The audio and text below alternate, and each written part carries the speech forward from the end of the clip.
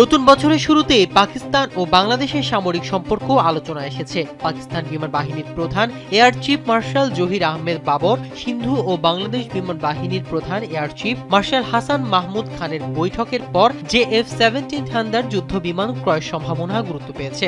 ISPR জানায়, বাংলাদেশ পুরনো বিমান বহর আধুনিকীকরণে সহযোগিতা চেয়েছে এবং আকাশ প্রতিরক্ষা রাডার ও নজরদারির সক্ষমতা বাড়ানোর আগ্রহ দেখিয়েছে। পাকিস্তান দ্রুত সুপার মুশাক প্রশিক্ষণ বিমান সরবরাহে সম্মত হয়েছে। একই সঙ্গে JF-17 নিয়ে বিস্তারিত আলোচনা হয়েছে। সুপার মুশাক হালকা এক ইঞ্জিন চালিত প্রশিক্ষণ বিমান, যা পাইলট প্রশিক্ষণে ব্যবহৃত হয়। পাকিস্তান ছাড়াও তুরস্ক, ইরান, আজারবাইজান ও আরো কয়েকটি দেশ এটি ব্যবহার করছে। রয়টার্স জানায়, পাকিস্তান ও সৌদি আরব ঋণকে JF-17 চুক্তিতে রূপান্তর নিয়ে আলোচনা করছে। বিশ্লেষকদের মতে, কম দাম, আধুনিক প্রযুক্তি ও বাস্তব যুদ্ধ অভিজ্ঞতা এই বিমানকে আকর্ষণীয় করেছে। আনুমানিক মূল্য 29 থেকে $35 বিলিয়ন হওয়ায় উন্নয়নশীল দেশগুলো আগ্রহী হচ্ছে। নাইজেরিয়া, মিয়ানমার ও আজারবাইজান ইতিমধ্যেই এটি যুক্ত করেছে। সাম্প্রতিক ভারত পাকিস্তান সংঘাতে JF-17 কার্যকারিতা দেখিয়েছে বলে দাবি করা হয়। বিশেষজ্ঞদের মতে, খরচ ও সক্ষমতার ভারসাম্য থাকায় ভবিষ্যৎ বিমান বাহিনী পরিকল্পনায় এই যুদ্ধ বিমান